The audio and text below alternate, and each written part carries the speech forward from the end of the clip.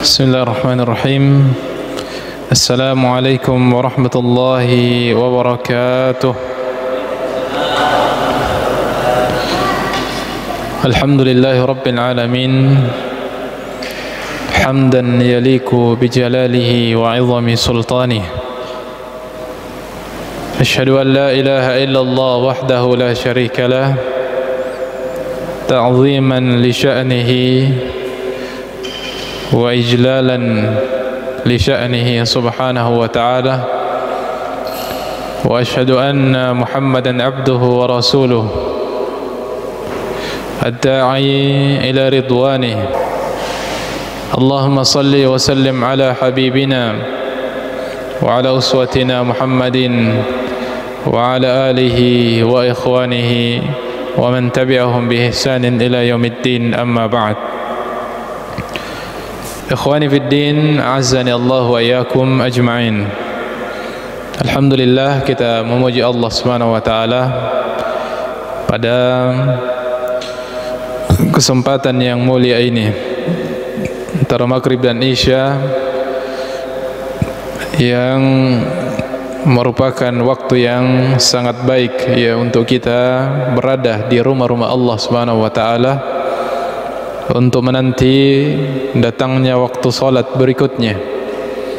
Sebagaimana yang telah kita sebutkan keutamaannya, bahwasanya barang siapa yang salat secara berjamaah kemudian tinggal menunggu waktu salat berikutnya, maka dia dinilai oleh Allah Subhanahu wa taala seperti orang yang terus-menerus melakukan atau melaksanakan salat sampai datangnya waktu salat berikutnya. Maka waktu-waktu yang kita lalui, detik dan menit yang kita lewati antara maghrib dan isya adalah waktu-waktu yang bernilai tinggi di sisi Allah Subhanahu wa taala, karena dia dinilai atau kita dicatat di sisi Allah Subhanahu wa taala seperti orang yang masih melaksanakan salat sampai datang waktu salat berikutnya, selama kita tinggal dengan niat untuk menunggu waktu salat berikutnya. Dan di antara keluasan rahmat Allah Subhanahu wa taala dalam melakukan suatu ibadah, kita bisa berniat dengan niat yang banyak. Dalam satu waktu, dalam satu kondisi, kita bisa mendapatkan banyak keutamaan, tergantung bagaimana niat kita kepada Allah Subhanahu wa taala. Maka selain kita berniat untuk menunggu waktu salat berikutnya, salat isya berikutnya, ya, kita juga berniat untuk duduk di majelis ilmu, maka kita mendapatkan pahala yang dan keutamaan pahala di sisi Allah Subhanahu wa taala yang berlipat ganda. Tentu kita sudah sering dan berulang kali diingatkan dan diperingatkan tentang keutamaan duduk di majelis ilmu. Maka semua itulah yang kita niatkan ya, dengan keberadaan kita dalam waktu yang singkat antara maghrib dan isya, kita bisa mendapatkan keutamaan yang mulia tersebut.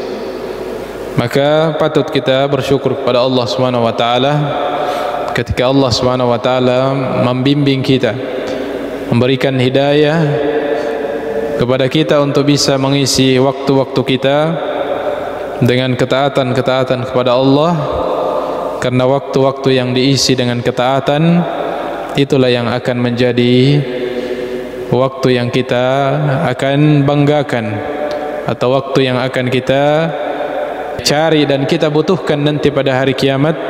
Waktu mana lagi yang kita telah lewati di dunia dengan ketaatan kepada Allah Subhanahu wa taala di dalamnya. Salawat dan salam senantiasa kita kirimkan kepada qudwah kita, pada uswah kita, Rasulullah sallallahu alaihi wasallam, Nabi yang diutus oleh Allah Subhanahu wa taala untuk dijadikan sebagai cerminan, untuk dijadikan sebagai teladan pada setiap aktivitas kita, baik dalam bentuk ibadah ataupun muamalah, semua telah Nabi sallallahu alaihi wasallam gariskan contoh yang terbaik. Laqad kana lakum fi Rasulillahi uswatun hasanah. Sungguh telah ada pada diri Nabi sallallahu alaihi wasallam contoh terbaik, liman kana yarjullaha wal yawmal akhir, bagi setiap orang yang mengharapkan kebahagiaan saat berjumpa dengan Allah, dan bagi setiap orang yang ingin bahagia di kehidupan akhirat kelak. Akhwani fiddin, azani Allah wa iyyakum ajma'in. Ya, dan kita masih pada pembahasan yang menegaskan tentang hal tersebut, tentang pentingnya kita untuk terus menguatkan ittiba', menguatkan keteladanan kita kepada Nabi sallallahu alaihi wasallam dalam segala sisi. Meskipun secara umum apa-apa yang dilakukan atau perbuatan-perbuatan Nabi sallallahu alaihi wasallam itu dikelompokkan oleh para ulama kita dalam beberapa bagian.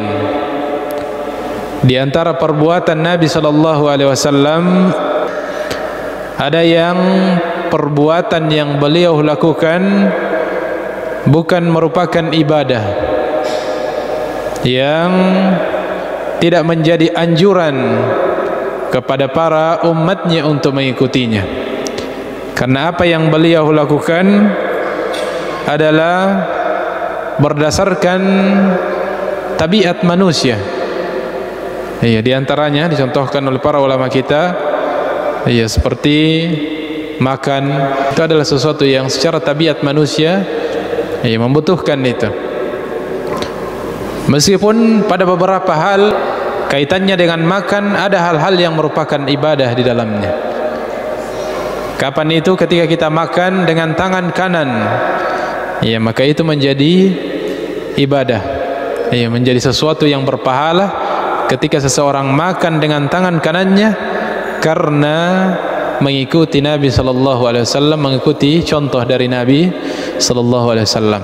Ya, maka sebagaimana yang beliau ajarkan kepada seorang anak kecil dalam adab makan, ya gulam samillah, wahai anak kecil, yang merupakan anak tiri beliau Umar ibni Abi Salamah, bacalah basmalah sebelum engkau makan. Wa kul biyaminik, dan makanlah dengan tangan kananmu. Wa kul mimma yalik, dan makan apa-apa yang dekat denganmu. Maka ketika itu dilakukan kaitannya dengan makan, maka bisa mendapatkan pahala dan merupakan ibadah karena mengikuti perintah atau anjuran dari Nabi SAW. Adapun secara asalnya sekedar makan saja, maka itu adalah perbuatan yang lahir dari tabiat atau setiap manusia melakukannya itu. Begitupun pakaian, Rasulullah SAW secara asalnya berpakaian karena merupakan kebutuhan manusia secara umum. Begitupun dengan model pakaiannya. Nabi SAW kaitannya dengan model pakaian, beliau tidak menganjurkan secara khusus model tertentu, tetapi beliau membuat kaidah-kaidah yang syarat-syarat yang harus terpenuhi dalam pakaian tersebut. Nah, maka kata para ulama kita ketika ditanya tentang apakah kita mesti berpakaian seperti model pakaian Nabi sallallahu alaihi wasallam, maka kata para ulama kita, pakaian yang terbaik adalah pakaian yang sesuai dengan apa yang ada di tempat kita masing-masing, selama memenuhi persyaratan dan tidak ada pelanggaran syariat di dalamnya. Bahkan sebagian asatidzah kita yang kuliah di Madinah sebelum pulang, karena sudah terbiasa memakai jubah di Saudi, bertanya kepada Syekh, wahai Syekh, kalau saya pulang ke negeri saya, mana yang lebih afdal? Apakah saya memakai jubah atau saya mengikuti pakaian yang sesuai dengan apa yang ada di negeri saya? Biasanya pakai sarung atau baju koko dengan celana panjang. Maka Syekh mengatakan yang terbaik adalah ikuti apa yang ada di negerimu. Meskipun semuanya hukum asalnya boleh-boleh saja, tetapi tidak boleh kita mengatakan ini lebih afdal daripada itu, ya model ini lebih afdal daripada model itu, selama semuanya memenuhi persyaratan, tidak ada pelanggaran syariat di dalamnya. Akan tetapi secara khusus, ya kaitannya dengan pakaian ada batasan-batasan yang Nabi SAW berikan, yang mesti kita perhatikan, dan ketika kita melakukannya maka kita akan mendapatkan pahala di dalamnya. Atau bahkan kaitannya dengan pakaian, ketika tidak memenuhi syarat atau bahkan ada pelanggaran di dalamnya, maka pakaian bisa menjadi sebab terjatuhnya seseorang kepada dosa. Ya, tentu pakaian yang tidak menutup aurat, pakaian yang tidak menutupi sebagian aurat, ya tentu menjadi pakaian yang menyebabkan kita berdosa. Ya, tidak boleh dipakai keluar dari rumah, ya, karena melanggar, tidak memenuhi syarat. Atau tipis yang transparan, ya, baik laki-laki ataupun wanita, jika itu transparan pada auratnya, maka tidak boleh, ya, dipakai. Termasuk diantaranya pakaian dari sutra, pakaian yang dibuat dari sutra diharamkan bagi laki-laki. Nah, atau secara khusus diantara anjuran Nabi SAW kaitannya dengan pakaian, kata Nabi SAW di antara batasannya, ma asfala minal ka'baini fa finnar, pakaian yang melewati batas mata kaki seperti sarung dan semisalnya, fa finnar, ya, kata Nabi SAW, maka di neraka. Ini sabda Nabi SAW. Atau secara khusus yang lebih tegas lagi adalah, ya, la yanzurullahu ila man jarra thawbahu khuyala, kaitannya dengan pakaian yang dicontohkan Nabi SAW atau batasan yang diberikan. Allah Subhanahu wa taala di akhirat kelak tidak akan melihat atau tidak akan melihat dengan pandangan rahmat, dengan pandangan kasih sayang kepada seorang yang menjulurkan pakaiannya, seorang laki-laki yang menjulurkan pakaiannya melebihi batas mata kakinya karena dasar atau alasan sombong. Karena diantara bentuk kesombongan di zaman jahiliyah adalah dalam bentuk pakaian. Ya, mereka merasa bangga. Diantara yang merupakan bagian dari ciri kebangsawanan mereka ketika pakaian mereka panjang-panjang, nah, melebihi batas mata kaki, maka datang Rasulullah SAW memberikan contoh, meskipun tetap dengan model pakaian kaumnya, tetapi diberikan batasan yang merupakan pedoman, ya, dalam berpakaian. Dan ada dari perbuatan Nabi SAW yang merupakan ibadah. Memang Rasulullah SAW melakukannya dan mencontohkannya kepada umatnya agar dilakukan sebagai bentuk ibadah kepada Allah Subhanahu wa taala. Dan inilah yang paling banyak, inilah yang secara umum atau kebanyakan dari perbuatan Nabi SAW adalah dengan maksud agar para umatnya mengikutinya, ini agar umatnya mencontohi perbuatan tersebut sebagai bentuk ketaatan kepada Allah Subhanahu wa taala. Akhwani fiddin, a'azzani Allah wa iyyakum ajmain. Dan ada juga perbuatan yang merupakan kekhususan memang untuk Nabi SAW dan tidak boleh diikuti oleh umatnya. Di antaranya adalah puasa wisal, berpuasa berturut-turut 2 hari disambung puasanya, tidak berbuka. Ya, kan tentu Nabi punya kekhususan. Ya, Allah Subhanahu wa taala memberikan kekuatan kepadanya melebihi kekuatan umatnya.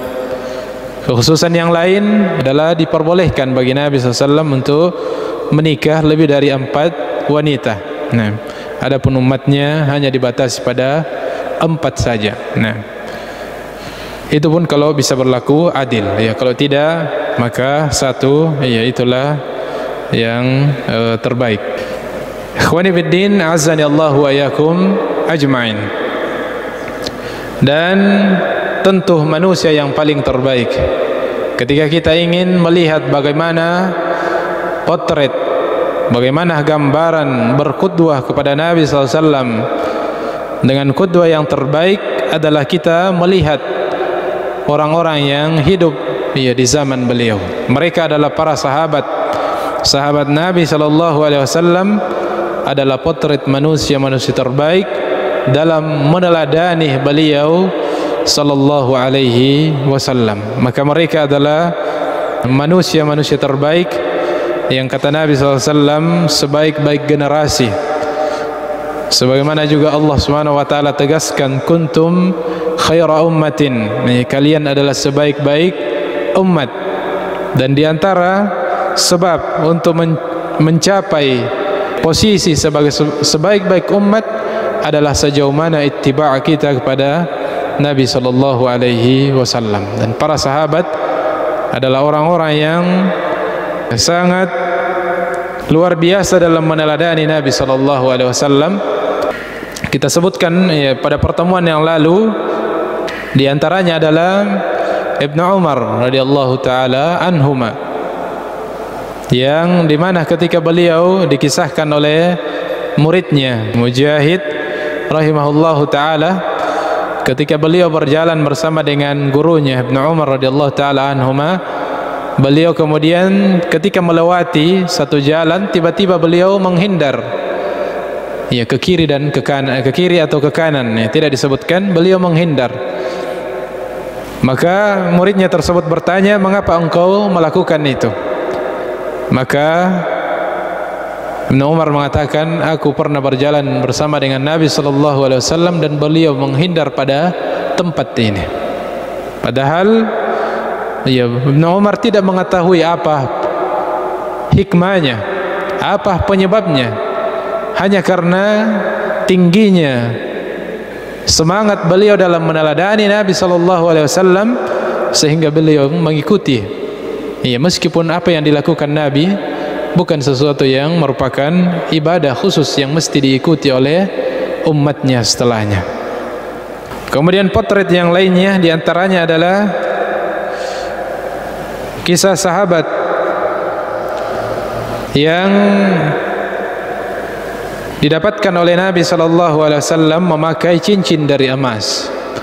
Lamma ra'a as-sahabata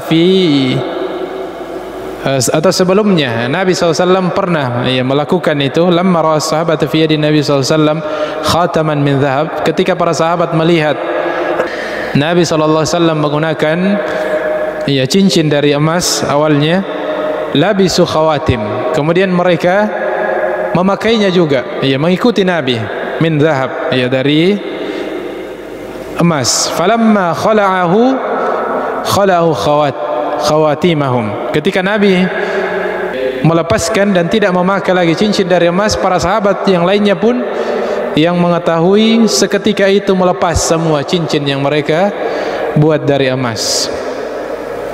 Kemudian ada seorang sahabat yang diriwayatkan oleh Ibnu Umar radhiyallahu taala anhuma, bahwasanya Nabi sallallahu alaihi wasallam membuat cincin dari emas, kemudian memakainya, fayaj'al fassahu fi kaffihi, kemudian para sahabat mengikutinya. Thumma annahu jalasa 'alal mimbar fanaza'ahu, kemudian dia naik di atas mimbar lalu melepaskannya dan memperlihatkan kepada para sahabat.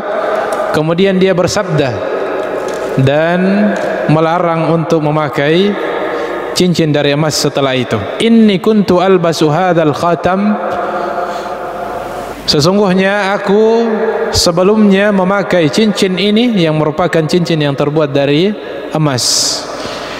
Farama bihi thumma qala, lalu kemudian di depan para sahabatnya beliau melepaskan cincin tersebut dan membuangnya, dan bersumpah, wallahi la albasuhu abadan, demi Allah saya tidak akan pernah lagi memakai cincin yang terbuat dari emas selama-lamanya. Fanabadhan nasu khawatimahum, lalu para sahabat pun kemudian melepaskan dan membuang cincin-cincin mereka. Falamma ra'a an-nabi sallallahu alaihi wasallam fi yadi rajulin khataman. Ketika setelah itu Nabi menjumpai masih ada dari salah seorang dari sahabat yang masih memakai cincin dari emas. Ya, mungkin karena tidak melihat atau belum sampai kepadanya tentang pelarangan Nabi SAW untuk memakai cincin dari emas untuk laki-laki. Naza'ahu minhu wa tarahu ardan. Maka Nabi SAW ketika melihat sahabat tersebut memakai cincin dari emas padahal beliau telah mengharamkannya, beliau SAW langsung mengambil dan dia sendiri yang melepaskan cincin tersebut dari jari sahabat tersebut lalu membuang cincin tersebut. Ini dari satu sisi bagaimana Nabi SAW fi inkaril munkar, bagaimana ketegasan Nabi dan bagaimana contoh Nabi SAW dalam mengingkari kesalahan jika dilakukan oleh orang yang ada di bawahnya, yang di bawah kepemimpinannya. Maka beliau mengamalkan apa yang beliau telah sabdakan, man ra'a minkum munkaran falyughayyir biyadihi. Tahapan yang paling tinggi bagi siapa yang melihat satu pelanggaran dilakukan dan yang ternyata yang melakukannya adalah orang yang di bawahnya dan dia punya kekuasaan dan kemampuan untuk mencegahnya dengan tangannya, maka dia hendaknya mencegahnya dengan tangannya. Salah satu contohnya seperti yang dilakukan oleh Nabi terhadap sahabat tersebut, dilepaskan cincin tersebut dari jarinya lalu dilemparkan, dibuang cincin tersebut. Famin hirsir rajuli ala ta'atir rasul. Tetapi bukan di situ intinya yang ingin disebutkan oleh penulis. Yang beliau ingin tonjolkan adalah bagaimana tingginya semangat para sahabat Nabi sallallahu alaihi wasallam dalam mengikuti Nabi sallallahu alaihi wasallam. Famin hirsir rajuli ala ta'atir rasul. Bagaimana semangat mereka dalam menaati Rasulullah sallallahu alaihi wasallam. Ketika beliau tidak menolak, tidak menolak, bahkan dalam riwayat yang berikutnya dari Ibnu Abbas radhiyallahu taala anhu bahwasanya Nabi sallallahu alaihi wasallam bersabda, beliau melihat khataman min dhahabin fi yadi rajulin. Ketika beliau melihat cincin emas di tangan salah seorang dari sahabatnya, beliau kemudian bersabda, apa kata beliau sallallahu alaihi wasallam? Ya'midu ahadukum ila jamratin min narin fayaj'aluha fi yadihi. Apakah salah seorang sengaja mengambil bara api lalu menaruhnya di tangannya? Ketika Rasulullah SAW melihat salah seorang dari sahabatnya memakai cincin dari emas, beliau bersabda, apakah salah seorang di antara kalian sengaja mengambil bara api lalu menaruhnya di tangannya? Lalu kemudian mengambil cincin tersebut dan melemparkannya, membuang cincin tersebut. Ketika Nabi sallallahu alaihi wasallam telah pergi, faqila lirrajuli ba'da ma dhahaba Rasulullah sallam, ketika Rasulullah sallam telah meninggalkan tempat tersebut, maka para sahabat berkata kepada sahabat tadi yang diambil cincinnya dan dibuang oleh Nabi sallallahu alaihi wasallam cincinnya, para sahabat berkata kepadanya, khudh khatamaka wantafa' bihi.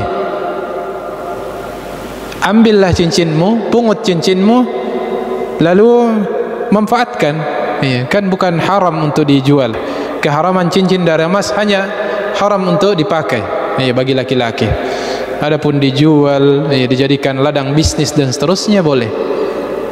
Maka sahabat menyuruh orang tersebut yang tadi atau sahabat tersebut yang diambil cincinnya dan dibuang oleh Nabi SAW, katakan, ambil cincinmu, pungut cincinmu dan manfaatkan, bisa dijual bernilai uang.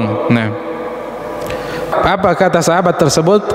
Maka sahabat tersebut mengatakan, la wallahi, tidak, demi Allah, la akhudhu abadan, saya tidak akan mengambilnya lagi.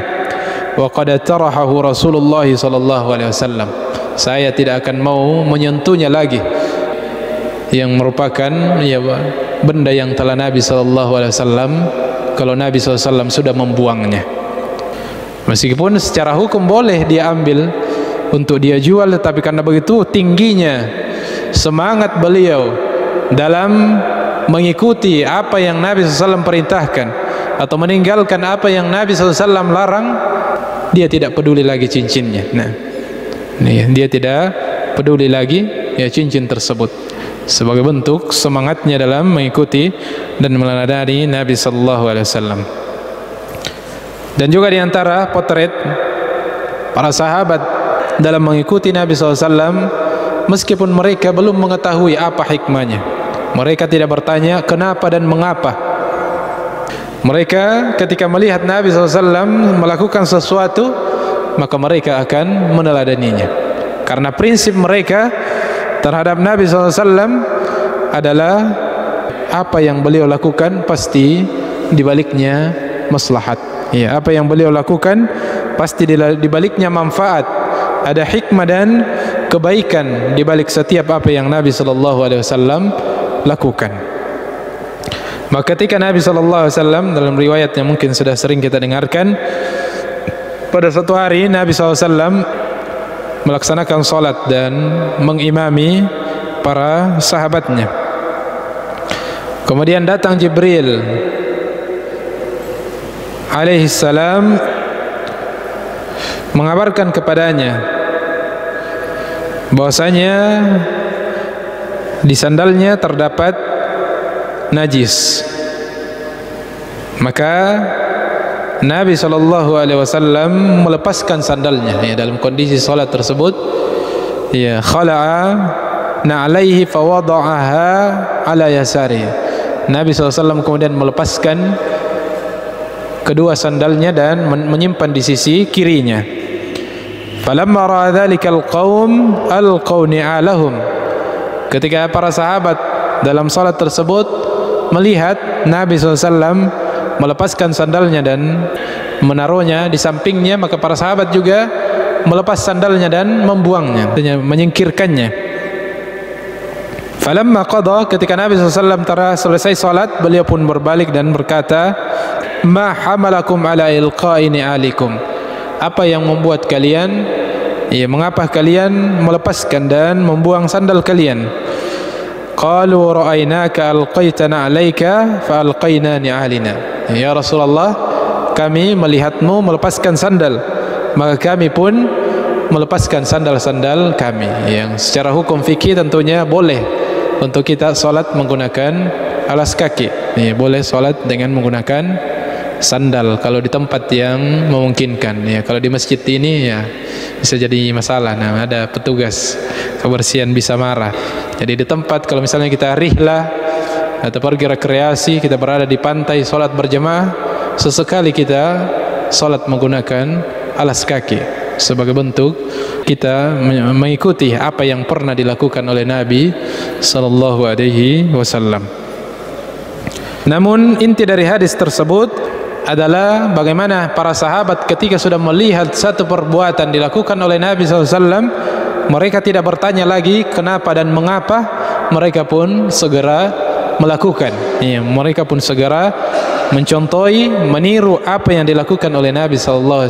Meskipun sebenarnya pada kondisi ini mereka tidak mesti melepaskan sandalnya, karena Nabi SAW melepaskan sandalnya karena Jibril alaihissalam datang kepadanya dan mengabarkan, fa akhbarani anna fiha qadar. Kata Nabi SAW, dan Jibril mengabari bahwasanya di sandalku ada najis, maka beliau pun melepaskannya. Maka Nabi SAW ia bersabda, idza jaa ahadukum ilal masjid falyanzur fa in ra'a fi na'alaihi qadaran. Ya, jika seseorang datang ke masjid, di awal-awal masjid Nabi SAW ya masih kadang salat pakai dengan salat pakai alas kaki karena ia beralaskan atau berlantaikan pasir. Nah, maka ketika seorang datang ke masjid, ya, maka hendaknya memperhatikan sandalnya. Kalau terdapat fi na'alihi qadaran au adha, jika terdapat pada sandalnya ada najis, falyamsahhu wal yusalli fihima. Nah, ini juga diantara hukum fikih. Kalau sandal, cara membersihkannya cukup dengan diusapkan ke tanah, ya, diusap-usap ke tanah, ya, digosok ke tanah, itu sudah cukup sebagai pembersih untuk sandal. Kemudian fal yusalli fihima, maka dia boleh salat menggunakan kedua sandal tersebut. Kemudian Di antara potret yang lain adalah as-sahabatu yazjiruna abna'ahum. Para sahabat begitu tegas dalam menegakkan sunnah-sunnah Nabi SAW dalam keluarganya, termasuk kepada anak-anaknya. Begitu tegas kepada anak-anaknya dalam mengajarkan sunnah Nabi SAW.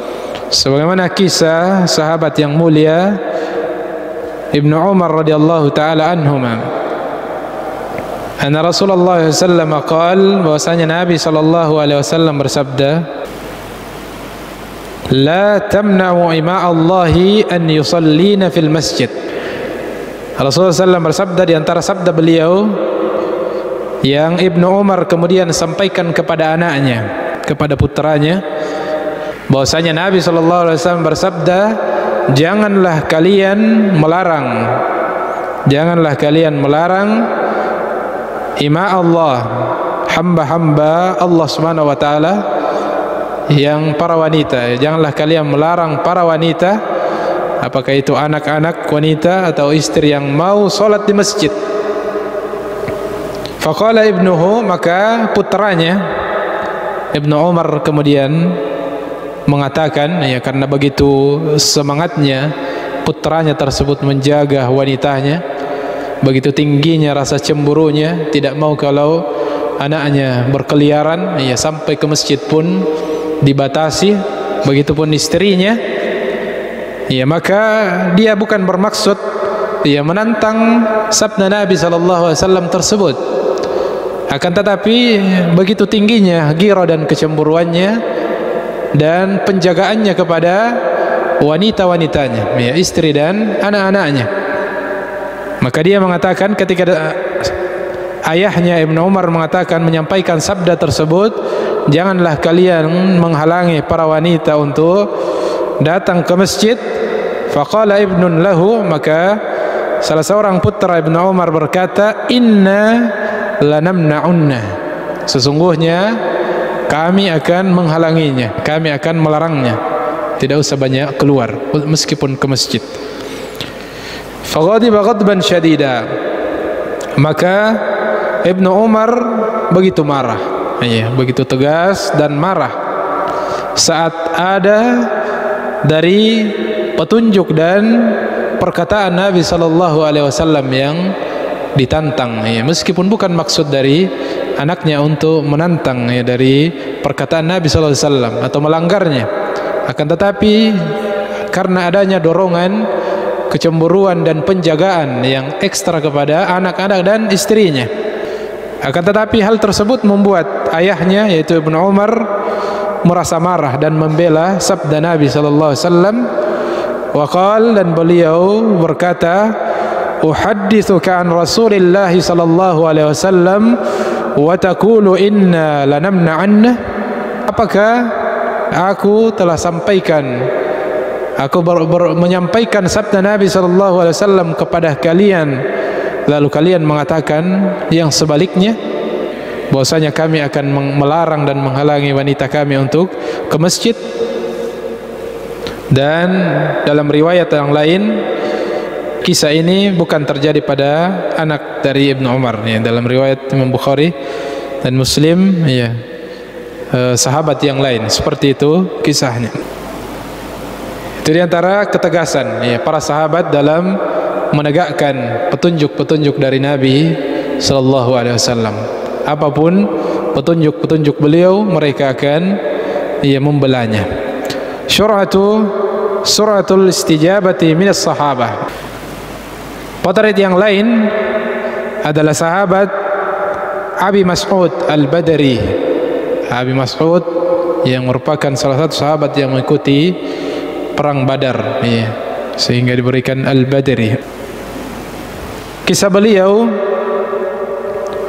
mengisahkan kisahnya, kuntu adribu ghulaman li bis-saut. Abi Mas'ud atau Abu Mas'ud mengisahkan tentang dirinya, bahasanya beliau pernah pada suatu hari jengkel dan marah kepada anaknya, salah seorang putranya. Lalu beliau sampai memukulnya, mencambuknya dengan cambuk. Fasami'tu sautan min khalfi. Maka kata beliau, tiba-tiba aku mendengarkan suara seruan dari belakangku. Kalimat tersebut atau suara tersebut, "I'lam Aba Mas'ud." Beliau mendengarkan seruan yang mengatakan, "Ketahuilah wahai Abu Mas'ud." Falam abham as-sauta min al-ghadab. Maka Abi Mas'ud karena begitu marah, karena begitu emosi, tidak memperhatikan kalimat tersebut, tidak memahami maksud dari kalimat yang beliau dengar.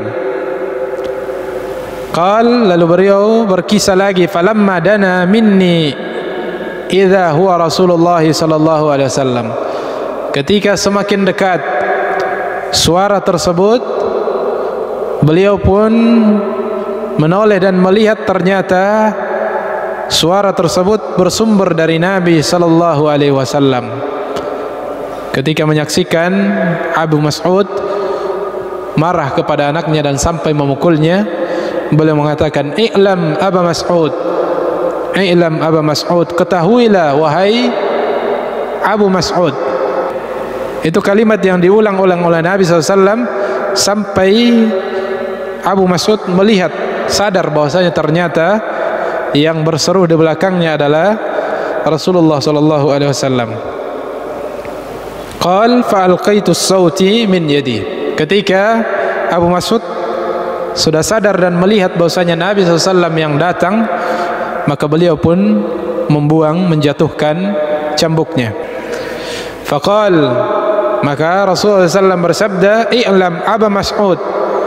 Ketahuilah wahai Abu Mas'ud, annallaha aqdaru alaika minka ala hadzal gulam. Ketahuilah bahwasanya Allah Subhanahu wa taala lebih berkuasa untuk menyiksamu, untuk menghukummu melebihi kuasamu terhadap anak tersebut, atau melebihi kuasamu untuk menghukum anakmu itu. Ia menunjukkan bahwasanya tidak perlu engkau sampai memukulinya seperti itu karena ada pelanggarannya. Allah Subhanahu wa taala saja yang lebih kuasa untuk menghukum kita terhadap kesalahan kita.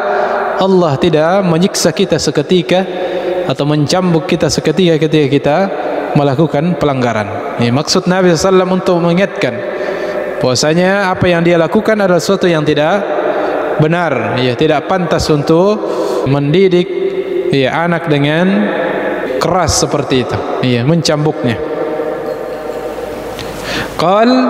Maka bagaimana respon Abu Mas'ud setelah disampaikan sabda Nabi SAW tersebut? Ketika beliau telah mendengarkan nasihat Nabi SAW, maka Ibnu Mas'ud kemudian bertekad di dalam dirinya dan berkata, "La adribu mamlukan ba'dahu abada." Saya mulai hari ini tidak akan pernah lagi mencambuk, iya, walaupun budak sekalipun, iya, apalagi anaknya, iya.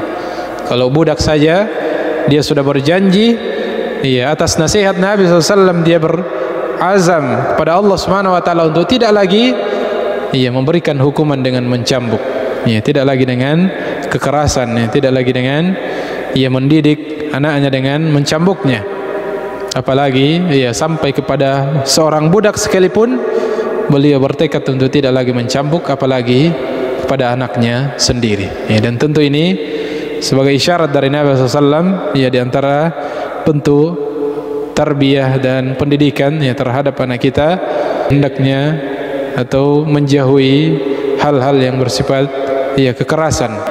Nah, Nabi SAW yang beliau anjurkan adalah kelemah lembutan, ya, disertai dengan ketegasan, ya, bukan dengan kekerasan dan siksaan fisik atau hukuman fisik, tapi beliau mencontohkan ketegasan dan kelembutan, ya, kelembutan yang, ya, dipadukan dengan ketegasan.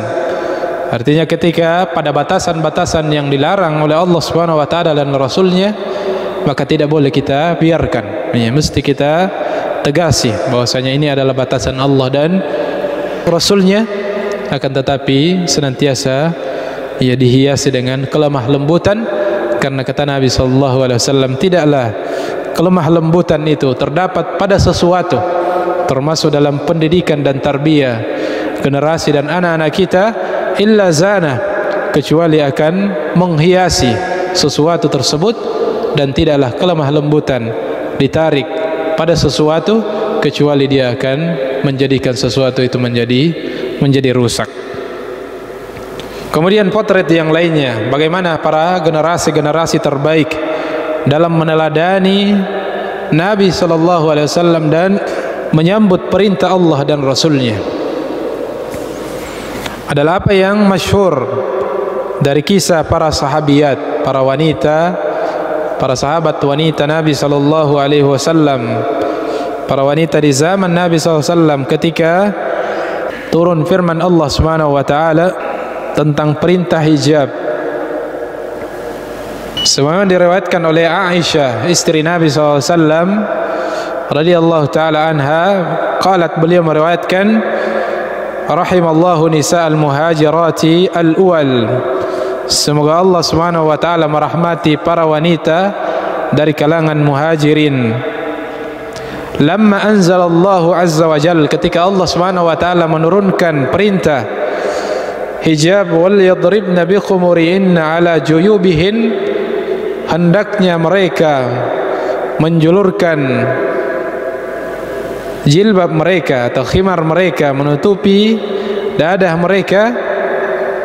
Syaqaqna akthafa muratihin fakhtamarna biha, maka ketika telah sampai kepada mereka, turun kepada mereka perintah untuk menutup aurat, berhijab, berjilbab, maka mereka pun seketika mengambil, merobek kain akthab yang paling tebal dari kain-kain mereka, kemudian fakhtamarna biha, lalu mereka menjadikannya sebagai jilbab dan hijab untuk memenuhi perintah Allah Subhanahu wa taala. Nih, untuk memenuhi perintah Allah Subhanahu wa taala untuk berhijab.